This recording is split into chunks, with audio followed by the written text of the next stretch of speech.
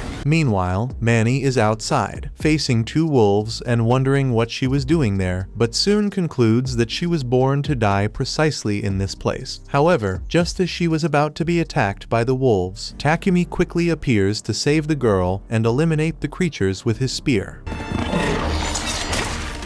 Following that, Manny remarks that there are still many other monsters roaming free, but Takumi doesn't see this as much of a problem. At that moment, the rest of the group arrives with news that all the remaining creatures have been dealt with. Takumi then jokingly tells Manny that they truly are the best team. As she listens to his words, she suddenly notices that Takumi is injured. Without hesitation, she bandages his wound and apologizes for what she said to him earlier. However, Takumi simply reassures her, expressing his relief that Manny wasn't harmed after all. He refuses to let any of the villagers get injured, as his goal is for everyone to live a peaceful life. In that instant, Manny comes to understand that this young man is nothing like the nobles she has known before. He is compassionate and remarkable. Before long, she realizes that it may be too late to undo her past words, yet she openly admits her desire to serve Takumi, as he had once offered. Naturally, Takumi accepts her without hesitation, and the other girls, delighted, declare Manny officially hired, stepping forward to warmly welcome their new comrade. Back in Bolton,